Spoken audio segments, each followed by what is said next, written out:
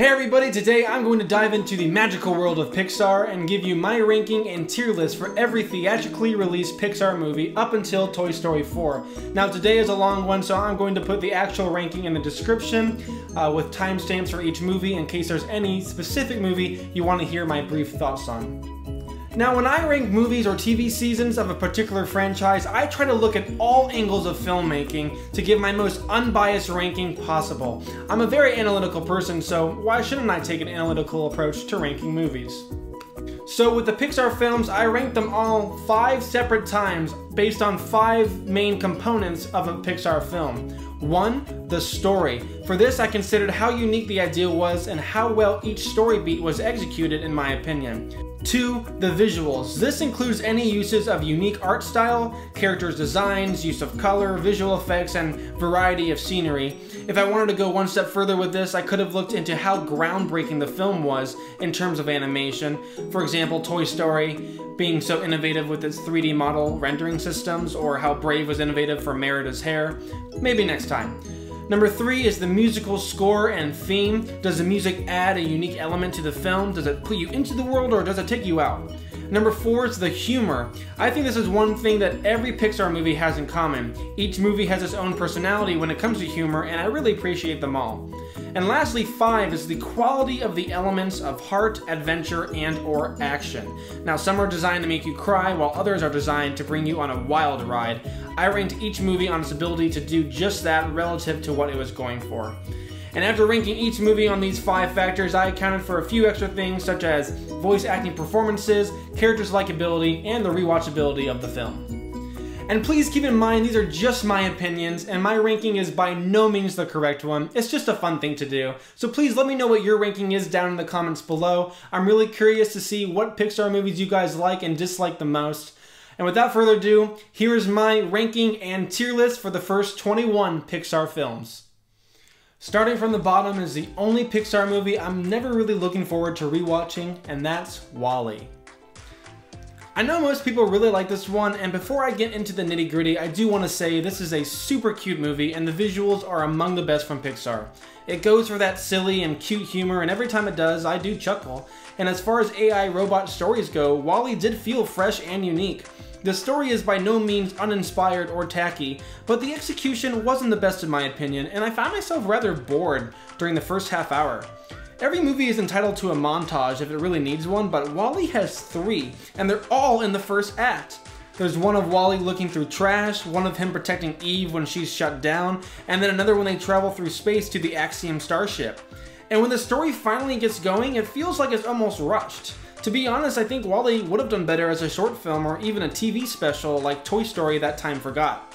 Now, to be fair, my theater experience was not the best, and it did leave a sour taste in my mouth towards the film, but at the end of the day, this is the one Pixar movie I'm just not really looking forward to watching again. Hopefully, my views can change and it can warm up to me a bit more, but as of right now, this is at the bottom of my list. Now, in the number 20 spot, I have Brave. Now, Brave is by no means a bad film. It's actually a pretty unique take on the princess movie genre. I love the lore and the story of a princess who wants to be something more than just a princess and a future queen. It's a battle of traditionalists versus modernists. The visuals in this movie are breathtaking, especially Merida's hair from a technical standpoint, as well as the running water in the magical forest, which is extremely hard to animate. The thing that kind of bugs me about this movie, though, is when you look back on it, not really much happens. There's some will-o'-the-wisp in the forest with a magical witch, there's the history of the evil bear Mordu, and then there's the constant clashing between Eleanor and Merida, leading to the main part of the film where Eleanor turns into a bear and Merida has to show a real confession of love for her mom to turn her back. It's kind of like a combination of Freaky Friday and Frozen, but with a Scottish kingdom twist. I just wish the story focused a bit more on the magic of the world than the relationship between Merida and Eleanor. While I thought that relationship was interesting, I don't think it was interesting enough to carry the entire movie. Again, Brave is nowhere near a bad film, it just didn't wow me in what it was going for compared to how the other Pixar films performed. At number 19, and the last movie I have below a B rating, is The Good Dinosaur. I actually really liked this movie when I first saw it, but similar to WALL-E, I find myself not wanting to rewatch it. It has a rather slow pace for a kid's animated movie, and it just sort of lacks the lovability and magnetism of the characters, as opposed to other Pixar characters like Woody and Buzz or Mike and Sully. The story is interesting, focusing on a young dinosaur who everyone deems a scaredy cat, who has to face his fears throughout the entire movie as he makes a great trek back home. The adventure is there, the stakes are there, it's just at the end of the day, I'd rather watch something a bit more engaging. Sitting at number 18 is the beloved A Bug's Life. This movie has a lot going for it. It has a beautiful and exciting musical score. The theme is actually one of my favorites from Pixar.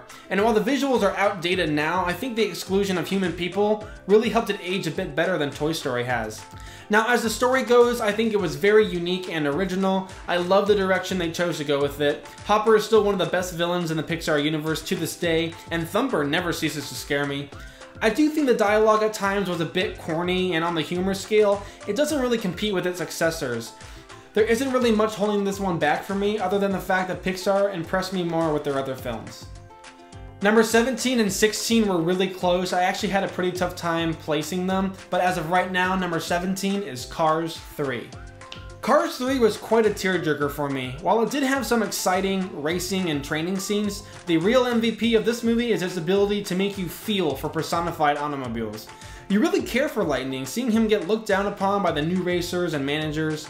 He has a lot of fight left in him, and seeing those parallels between him now and Doc Hudson in the first Cars movie really drove that emotional aspect of the film for me.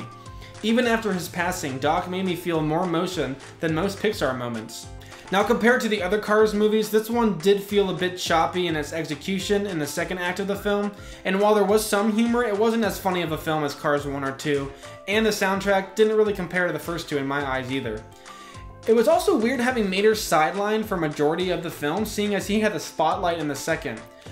All in all, I always enjoy rewatching this film, but while it doesn't lack the heart of a Pixar film, it did lack the cohesiveness that its predecessors had. Close ahead of Cars 3, I have Finding Dory in the number 16 spot. Now, as far as long-awaited sequels go, Finding Dory and Cars 3 did their jobs in reminding us about some beloved characters and giving us an enjoyable new entry into their respective franchises. However, I think where Cars 3 lacked, Finding Dory performed a bit better. Finding Dory is a hilarious and fun adventure that teaches kids to believe in themselves. Sometimes our friends and family have more faith in us than we do, and this story serves as a great reminder of that. While the final act is one of my favorites of the Pixar films, the thing that holds Finding Dory back for me is its slow and repetitive nature. We understand the characters and what makes them tick from Finding Nemo, and having to be reminded of that every 10 minutes felt like the filmmakers were belittling the audience's intelligence. Sure, it's a kids movie and that it's an animated comedy adventure, however, we all know that they were also pandering to the kids who grew up with Finding Nemo 13 years before. The story's catalyst at the end of the day is Marlin losing his temper with Dory and feeling bad about it for the rest of the film, which the filmmakers thought we should be reminded of in every scene Marlin's in. I also felt like this was inconsistent behavior with how they presented us with Marlin's character in Finding Nemo and the first few scenes of Finding Dory. Sure, Marlin is super paranoid and anxious, but he's patient with his family. While I love Finding Dory, the repetitive nature and the inconsistent behavior of Marlin keeps it a bit lower on this list. At number 15 is another sequel, Cars 2. Most people have this movie much lower on their list than I do, but to be honest, I'm not really sure why. The main three complaints I've seen with this movie are 1. Mater isn't enough of a relatable character to be the driving force of a movie, 2. Mater seemed dumber in this film, and 3. It was lacking the heart that the first Cars movie and the other Pixar films have had. Well, as for the first, you'll hear me talk about this a lot on the channel, but in my mind there are two main types of characters that work in any medium. 1. Relatable characters, and 2. Characters that are interesting or fun to watch. Most people probably don't relate to Mater that much, although sometimes I do when I'm at college surrounded by people much smarter than I am. But if you're going to tell me that he doesn't put a smile on your face, or that you're worried about him and his relationship with Lightning, then I really can't help you. Mater is definitely fun to watch. Cars 2 is one of the funniest Pixar films because of him, and I thought they did a decent job putting him in the spotlight.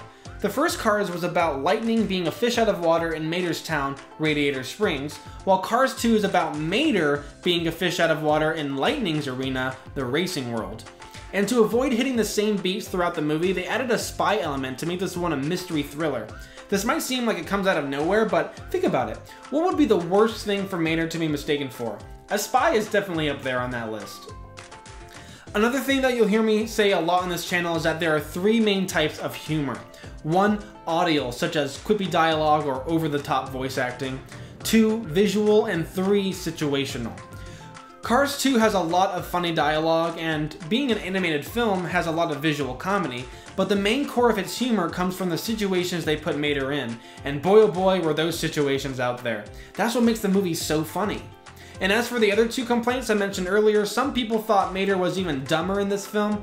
I feel like he may have come off dumber just in comparison to the intelligent spies he was working on screen with. He was dumb before, it's just in this movie we finally hear others acknowledging that fact.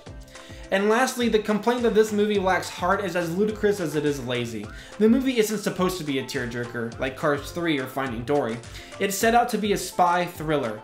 Judging Cars 2 on its ability to make you cry is like judging a fish on its ability to climb a tree.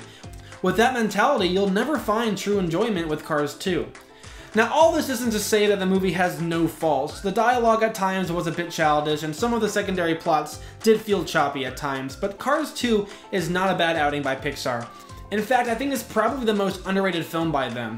That's why it takes the top spot in the B tier for me. At number 14, and starting off the list of the A tier films, I have Toy Story, the one that started it all. Now, everyone will have this movie at either A or S, but you're all probably shocked that I have all of its sequels above it. Now, don't get me wrong, I loved Toy Story as a kid, and I still deem this as a classic now. But just because something is a classic doesn't mean it can't be outdone. And that's really what it comes down to for me. I think Pixar has brought their A game with every entry in the Toy Story franchise, and everyone will have them in different orders. Toy Story brought a unique idea and executed it extremely well. The story felt fresh and original. I mean, a world where toys are alive and are super attached to their owners and get super jealous of other toys getting more playtime? Genius! The score is also heartwarming and gave us the gem You've Got a Friend in Me, and it has some of the best design and written characters of all time, not limited to just Woody and Buzz. However, as I mentioned with A Bug's Life, I do think the animation has become a bit outdated, but all in all, that's a pretty picky thing to critique it on nowadays. Guys, Toy Story is a special movie, and it always will be, and it deserves any spot in the A or S tiers. And now at the unlucky 13th spot, I have the finale to the same franchise, Toy Story 4. Now, I'd like to note I haven't been able to rewatch this film since I first saw it in theaters, so I haven't been able to analyze it on as deep of a level as the other films. However, from what I remember, I think it did a great job at wrapping up Woody's arc that they started in the first film. Watching him grow as a character throughout the years has been a wild ride, and the conclusion to this franchise felt very well earned. The animation was beautiful, and they continued to add new, exciting characters. Ducky and Bunny have got to be some of my favorite character designs of all time, as simple as they are, and I think Duke Kaboom was able to add a unique degree of excitement and levity to the film. And I think Key and Peele and Keanu Reeves, respectively, did a superb job with voicing these characters. The main chunk of the story itself was exciting and unique, despite this being the fourth outing for the characters, though it was strange to see Pixar going back to that unoriginal rescue mission narrative after Toy Story 3's jailbreak story. The humor and novel aspects of this film just barely put it past the original Toy Story for me, but I could see that changing after more rewatches. At number 12, I have Inside Out. Now we're at the ones that really blew me away the first time I saw them. This is probably the most mature Pixar film, even though it has some moments of goofiness. I mean, there is a goofball island after all. But it's definitely the most relatable Pixar film. The creativity that went into making this movie absolutely stuns me, and to this day, I still think it's the most unique idea for a film that Pixar has had. Now, this isn't the funniest one on this list, nor is it the most exciting to watch, but the social commentary on the human brain and emotion is so creative and spot on that anybody can watch this and say, oh yeah, I can totally relate to that. I mean, the triple dent gun jingle getting stuck in Riley's head was one of my favorite parts of the film, because it wasn't really needed, but it just added to that relatability. Let's watch it again. We all know the song. Okay, yeah, real quick. Okay. What do you think? Should we do it? Yeah. Okay, here we go. What the? This again? And the lesson of the film really hits me hard every time I watch it. It's mature, it's sweet, and it really tugs at the heartstrings because we've all been there. Joy tries throughout the film to keep Riley happy as it is her job, but has to learn that life isn't always happy and sometimes putting on a fake smile isn't healthy or maintainable in the long run. Sometimes the best moments of growth and learning come from times of sadness, and while tough, I think that's a lesson that everybody needs to be reminded of every now and then. In the middle at number 11, I have Incredibles 2. There is so much I love about this franchise, from the character dynamics to musical score to the complex story. There are some things about the story that bug me, but overall I love watching this movie. They go bigger in this one than in the first and continue to expand on the world. But what holds it back for me is its inconsistency and rehashing of certain character arcs from the first film. It's pretty odd that Bob has his whole family of supers, but when Jack starts acting out, he questions little to nothing, and is super shocked when he finds out that Jack is a super. Similarly with Violet, she grew up her whole life surrounded by super parents and a super little brother, as well as this program that aids the Supes in hiding. Yet when Tony has his mind wiped and starts acting super weird, she doesn't even question the program's involvement until her dad mentions it. These are small discrepancies to be fair, but they did draw me out of the film. And going off that last point with Violet, that whole subplot puts Violet into the same character arc from the first. This would be okay if it was a few years later, but Violet literally ended the first film as a new person who is more confident in her skin and in being a super, but then has this whole fit throughout the second act of the film about Tony not acknowledging her, even though it's just a few days later from her supposed growth in character. Someone also pointed out to me that Dash shouts like 99% of his lines in this one, and now I can't unsee that when I watch this. But putting aside all of his flaws, the action is engaging, the animation is stunning, the musical score builds off of its perfect predecessor, and the humor is a wonderful mixture of whimsical and clever, and so I'm happy with where it's ended on my list. Kicking off the top 10, I have Ratatouille. Mwah! Ratatouille is a grossly underrated film, and it isn't discussed or mentioned as much as it deserves to be. It's the whole package. It's an adventure, a drama, a mystery, a comedy. It's got big and yet grounded stakes. It has the most elegant and sweet soundtrack. I think its main musical theme is second only to one other on this list for me. I mean, La Festin by Camille always brings a tear to my eye and makes me want to experience some French fine dining. The lesson was a real confidence booster for me when I first watched it, and it's a message every kid and adult needs to hear every now and then. 1, follow your passion, and 2, don't let anything get in the way of it. If you haven't seen this one in a while, give it another go when you can find the time. Sitting at number 9 is Toy Story 2.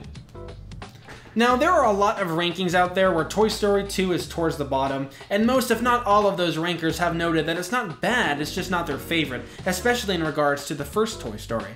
Now, I can understand this as some people really gravitate towards the first because they just connected with that one more, but I think this one is far too overlooked in the franchise. Toy Story 2 definitely brings a more solid personality with its humor. It feels like the creators really understood what the franchise could be after the first one, and they continued to push the limits of storytelling. The second one adds greater stakes, builds the world more with Al's Toy Barn and the Woody Roundup Gang, and I think the musical score was able to build off from the first one very well, keeping the tone of the first but adding additional elements to give this its own unique feel. And this is something I feel like other franchises have struggled with, such as Finding Dory and Cars 3. However, these are just my opinions. Again, I think Pixar has brought their A game with every Toy Story film. I just gravitate towards this one a bit more than others. Starting off the list of the S-tier films, number 8 was my favorite animation growing up, Monsters, Inc. This one has my favorite soundtrack, my favorite character duo of Mike and Sully, and I think the story was kid-friendly yet complex enough to bring enjoyment for adults as well. The twist of Waternoose, the leader of MI, being corrupt completely shocked me as a kid, as well as the fact that laughter was 10 times more powerful than screams. Obviously now when I watch it, those twists have lost most of their power, but the rewatchability and the magnetism of the characters keeps drawing me back in. Number 7 and number 6 were also very close for me, but number 7 as of right now is Toy Story 3. As I mentioned earlier, instead of having to get into somewhere and save someone, this was the only film in the franchise that's about getting out of somewhere and saving themselves. What makes a sequel or a prequel good is that it utilizes the already established characters to deliver a more ambitious or exciting story, and adds new elements to the world along the way. Toy Story 3 does exactly that, and I think it's the best outing in this franchise. I love the implementation of darker elements and the higher stakes, and that ending always makes me run out of tissues. Right ahead of Toy Story 3, I have Coco in the number 6 spot.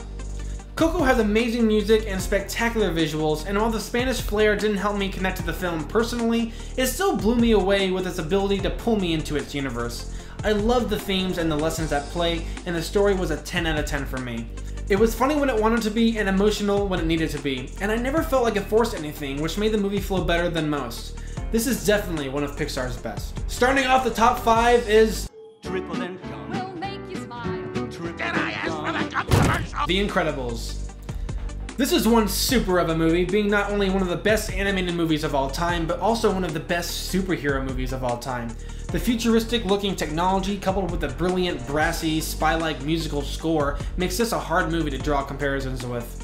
It does a great job of making you feel bad for supers in a way, and rooting for social justice for them. It brings a fresh take on the superhero genre, as well as a pretty unique villain who doesn't want to destroy the supers as much as he wants to undermine them and in turn make a profit. The family dynamics are the real driving force of this movie. They make you care for the characters and create some hysterical scenarios, putting this one comfortably into my top 5. At number 4, I have Cars. I really love redemption arcs, which is why movies like Iron Man and Cars can be so satisfying. Watching an arrogant race car that's lost his way, figuratively and literally, find it again with the help of some friendly folk is always enjoyable. It seems like Pixar really took their time with this one because the end result is just about perfect. The visuals are vibrant and really draw you into the world. The score is fun and feels different from the usual Pixar music.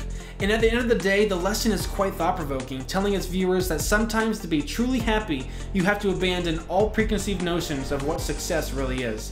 McQueen had his heart set on winning the Piston Cup as a rookie, until he discovered that there are more important things in the world than just an empty cup. At number 3 is probably the most emotional Pixar movie for me, Up. One of the things I love about this movie is that it caters to intelligence. It doesn't spell everything out for you, especially in the beginning. It just assumes that you're smart enough to fill in the gaps, which I really appreciate because it furthers the plot without ever seeming redundant or sluggish. Hands down, the best first 10 to 20 minutes of any Pixar film, and 10 years later, no movie has been able to do what this one has. Make you feel love. A lot of critics say there's not much meat to this film after the first 20 minutes, saying it's rather forgettable, but I actually think there's quite a lot to unpack with this one. I mean, the grumpy old man who just wants to pay his debt to his late wife, and an eager wilderness scout who lacks a father figure. And of course, the twist with Charles Muntz turning bad after years of isolation with talking dogs and chasing a bird. At the end of the day, it's a love story turned adventure filled with sweet moments and seemingly high stakes due to the love you feel for the characters. Runner-up at number 2 is Finding Nemo. Now, I can definitely say that Finding Nemo is Pixar's best made film.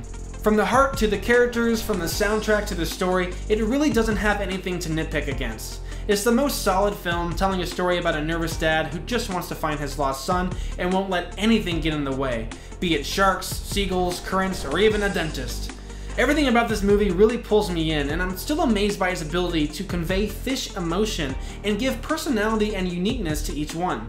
It's probably the most ambitious story as well, giving a grand adventure throughout the ocean, and the astonishing visuals enhance every scene for me. I'm never bored, and the movie never feels redundant to me, and I'm happy to put this at my number 2 spot. You all know what my number 1 is already, but I'm gonna say it again. Monsters University!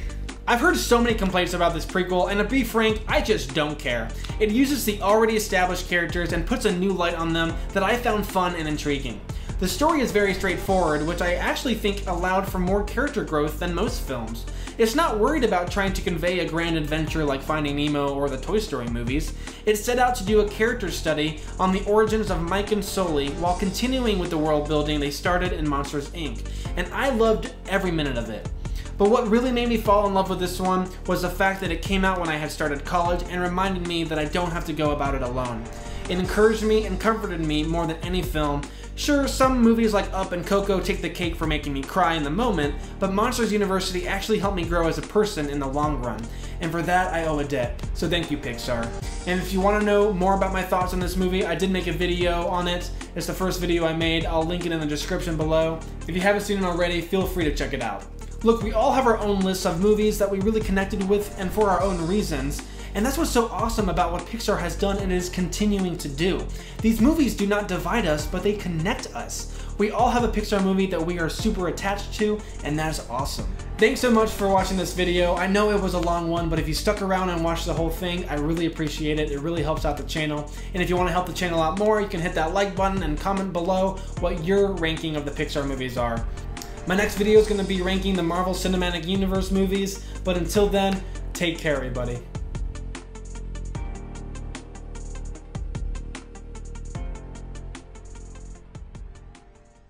You wouldn't. Oh, but I would. Where was it we saw it last?